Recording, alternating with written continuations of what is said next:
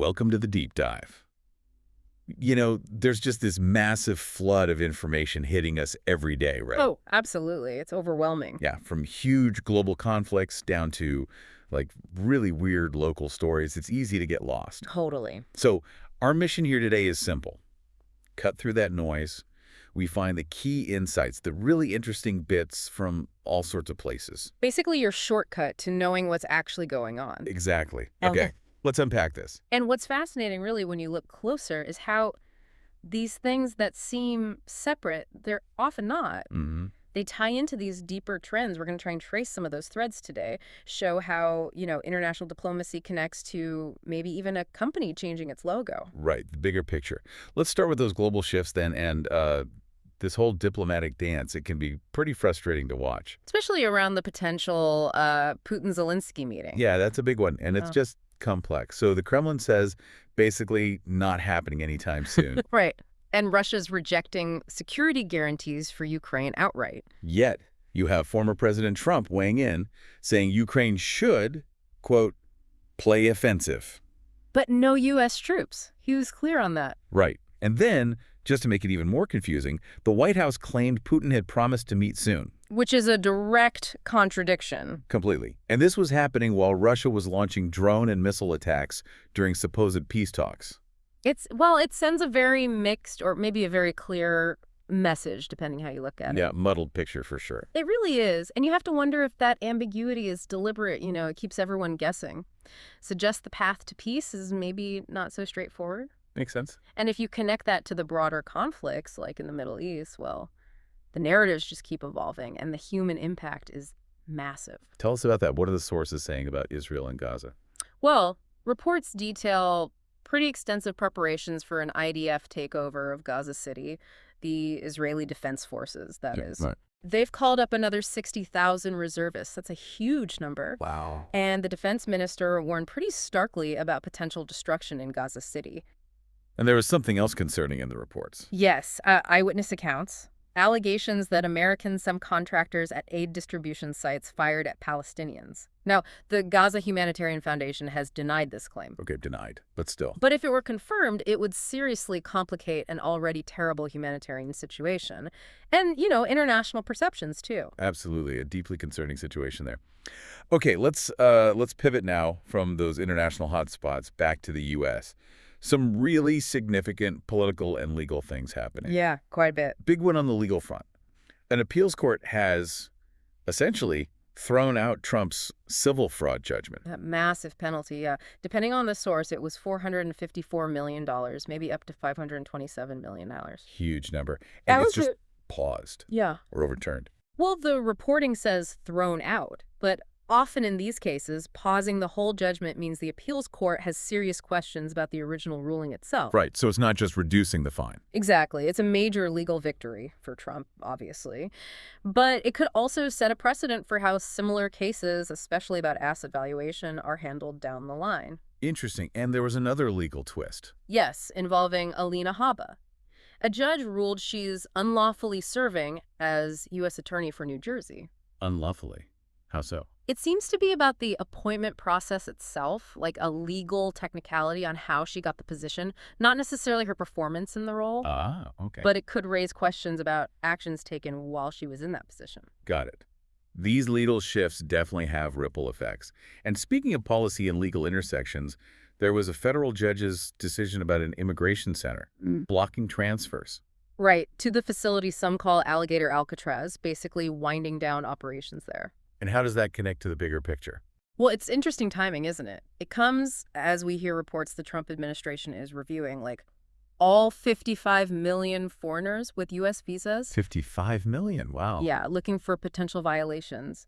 And the U.S. also stopped issuing worker visas for commercial truck drivers. So not just one facility closing. No, it points to a much broader systematic shift, it seems, aiming for tighter controls on immigration, more scrutiny, a clear policy direction. Definitely sounds like it. And then there was the Supreme Court decision. about research funds. Yeah, they allowed the Trump administration to cut about $783 million in research funding. That's a lot of money. It is, and it was funding specifically tied to diversity, equity, and inclusion initiatives, or DEI. So that will impact universities' research programs. Absolutely. It raises big questions about federal funding priorities and whether this greenlights reducing support for DEI programs more broadly in higher education could definitely reshape research agendas. A potential chilling effect, maybe? Possibly. Some sources suggest that. And while all that's happening, the political strategy gears are always turning, right? Like redistricting. Oh, yeah. Ongoing efforts in states like California, Texas, Missouri, basically redrawing the electoral maps. Which sounds boring, but it's hugely important for political advantage. Exactly. It's all about how you draw those district lines to help your party win more seats in the future. It shapes election outcomes for years. And in D.C. specifically, there was talk of an anti-crime push. Yeah, a Trump anti-crime push. Reports of him visiting police, military, projecting that law and order message. But not without some friction. Right. Juxtaposed with protesters heckling at some events and also concerns from, local D.C. residents and businesses about having a bigger federal presence, maybe disrupting things. So complex dynamic there, too, balancing federal action and local concerns. Always a tricky balance in D.C. Okay, so those are some huge geopolitical and national policy shifts. But how does all this, plus just the normal flow of business, show up in the numbers? The ones that hit our wallets. Let's do the numbers game. All right, let's look at the indicators. First up, the Mannarino Market Risk Indicator, the MMRI, it's sitting at 263.01. And what does that mean in plain English? It means high H risk territory.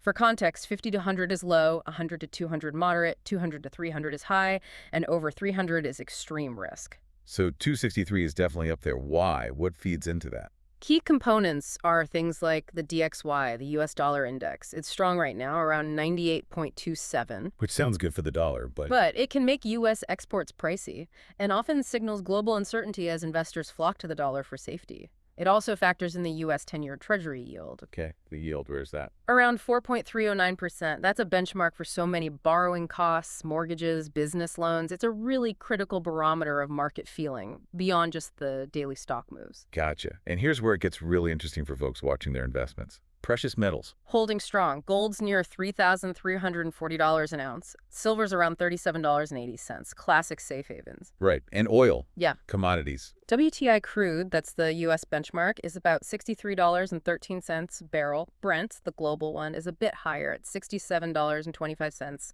And, those prices directly impact us at the gas pump, manufacturing costs, everything. For sure. You mentioned the 10-year yield. What about the overall bond market picture, the yield curve? Yeah, the yield on the 10-year is around 4.3% today, like we said. But the significant thing is the shape of the yield curve. It's showing a normal slope now. Normal is good, right? Not inverted. Exactly. An inverted curve where short-term rates are higher than long-term often signals a recession is coming. So seeing a normal slope is reassuring. Okay. And the spread between the 10-year and the 2-year yield has widened to plus 0.55%, which also supports that normalization.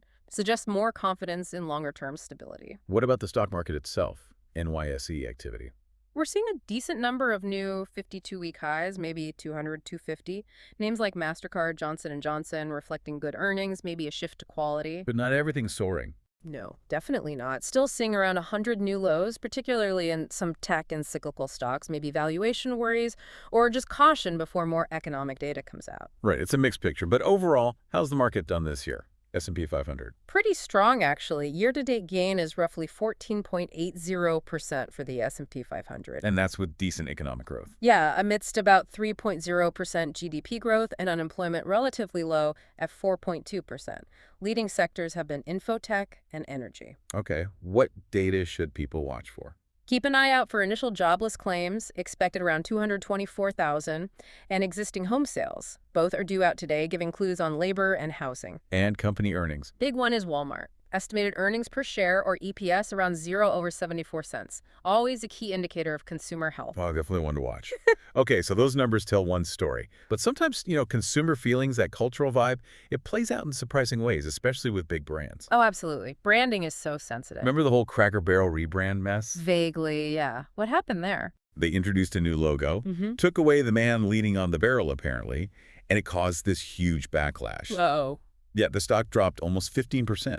That's nearly $100 million in value gone. Customers were furious online. They even did a pop-up event in New York to try and smooth things over. Wow. That's a brutal reminder about brand loyalty, isn't it? Totally. Especially for those really traditional brands. You mess with the core identity or what people perceive as the core identity, and bam, instant negative reaction. It's a fine line between modernizing and just alienating people. Yeah, tough balancing act. Yeah. What else on the corporate front? Well, Elon Musk's, formerly Twitter, they've reached a tentative settlement in that big lawsuit. The severance one With with former employees. That's the one. $500 million lawsuit. So reaching a settlement avoids a longer trial, but it's still a hefty cost stemming from all those layoffs after the takeover. Right. And speaking of costs hitting consumers, Sony raised the price of the PlayStation 5. They did, yeah. And they specifically cited tariffs as a factor. Which brings up the whole Trump tariffs discussion again. Exactly. Some economists predicted widespread inflation from those tariffs, which didn't exactly happen across the board. But maybe some specific impacts. It seems so. Our sources mentioned an outdoor shop owner in North Carolina warning prices will go up eventually, suggests those costs sometimes take a while to filter down, especially in certain sectors. So the final verdict on tariffs might still be out, depending on the product. It's complex, yeah. Global trade policies hitting your game console price. But hey, on a lighter note, innovation continues. Chipotle's doing drone delivery now. Yeah. Zip Patel aerial delivery, they're calling it, for some customers. Pretty cool. Definitely a glimpse of the future. And speaking of big numbers, the Powerball jackpot is up to $700 million. Okay, now that's some serious money.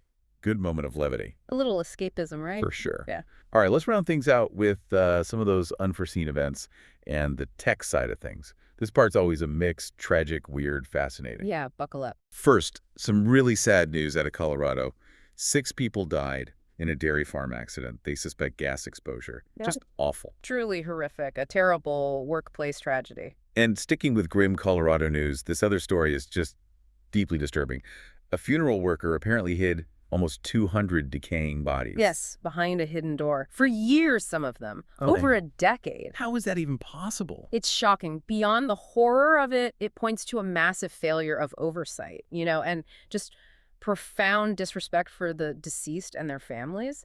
Makes you question the regulations in that industry. Unbelievable. Okay, shifting gears to natural disasters. Hurricane Erin sounded like a monster. It really was. Described as a monster storm. Caused a state of emergency in New Jersey. And hit the Carolinas hard, too. Yeah, washed away sea turtle nests in North Carolina, which is heartbreaking. Yeah. And there were images of the Cape Hatteras Motel just surrounded by storm surge. Wow. And it was visible from space. Yes, spotted from the International Space Station. Gives you a sense of the scale, just massive. Incredible. Then there's that weird Villanova situation. The active shooter report. Ah, yes. That turned out to be a hoax, a cruel hoax, as reports called it. Caused total panic on campus, though. Exactly. Shows how quickly misinformation, especially something that scary, can spread and the real-world impact it has. Fear travels fast online. No kidding. And on the celebrity front, the Lil Nas X incident. Wait, that was unexpected. Reports said he was arrested and hospitalized, apparently roaming LA's streets nearly naked, and allegedly charged at police. Definitely not your average Tuesday headline. Not at all. And then you get these really quirky stories, too, like the Ford worker finding his wallet. 11 years later, under an SUV hood on the assembly line. Amazing. Talk about lost and found. Or the guy bitten by a shark while trying to take a picture with it. Ouch. Yeah, maybe don't do that. A reminder about wildlife. Seriously. And then a rapper hosting the first ever Bald Fest. Yep. Celebrating baldness. Why not? Adds to life's variety. True. Okay, let's look forward a bit. Technology, space, the U.S. military launched that secret shuttle. The X-37B spaceplane, yeah. Unpiloted. It's on a secret mission, testing some interesting new tech. Like what? New laser communication systems, which could mean way faster data transmission from space. And also quantum navigation sensors. Quantum navigation. What's the significance of that? Well, potentially, it offers incredibly precise navigation that's totally independent of GPS. Huge implications for military, national security, future space exploration if it works. Fascinating stuff. Back on Earth, though, concerns about TikTok. Yeah, growing concerns about addiction. Sources mentioned edited videos showing staff were worried about the algorithms being too addictive. And Minnesota is suing them. Right, over those addictive algorithms. And employees internally raising flags about the impact on young people especially. Raises big questions about tech responsibility, doesn't it? For sure. When platforms are designed to keep you scrolling, what's the cost? Especially for kids. And AI is always evolving. Google's looking at its environmental impact now. Yeah, they've got a new way to measure the environmental cost of AI text prompts, which is important because training these AI models uses a ton of energy. So trying to make AI greener. That seems to be the goal. But there's also a flip side. Concerns that AI tools might actually, paradoxically, weaken doctor skills, How so? like in detecting things like colon cancer. The worry is if doctors rely too much on the AI, their own diagnostic abilities might atrophy over time. Need to keep those human skills sharp. Interesting balance there. Okay, finally, some important consumer safety alerts. Critical ones. There's a recall for shrimp, possibly radioactive shrimp. Radioactive. Seriously, where were they found? Some batches were found at major U.S. ports and reportedly even at Walmart. It's a major health concern, highlights how crucial supply chain safety is. Definitely check your freezer if you bought shrimp recently. What else? Big recalls, too, for power banks, 1.1 million of them due to fire risk, and 500,000 electric space heaters, also for fire risk. Wow, lots of potential hazards. Yeah, serves as a good reminder to always check for recalls on products you own. Staying informed is key to staying safe. Absolutely. Wow, okay. What a whirlwind. We've covered just an incredible range today, haven't we? We really have. From global diplomacy and market risks. To funeral home horrors, drone deliveries, and radioactive shrimp. It really shows how interconnected everything is. Yeah, this deep dive hopefully helps you, our listener, connect those dots. See how something happening across the world or in the stock market or even with a brand logo can ripple out and affect your community, your finances, even the stuff in your house. Exactly. It's about understanding these aren't just isolated news stories. They're pieces of this bigger, constantly changing global picture. And honestly, it just shows the world is dynamic, unpredictable. And endlessly fascinating. Couldn't agree more. Full of surprises and these hidden connections. So here's a final thought for you to chew on. Think about all these threads we pulled today, all these seemingly separate events. Which small detail, which quirky story or overlooked statistic do you think might actually have the biggest, most unexpected ripple effect on our future? Yeah, what's the subtle thing you noticed today that might be a bigger deal down the road?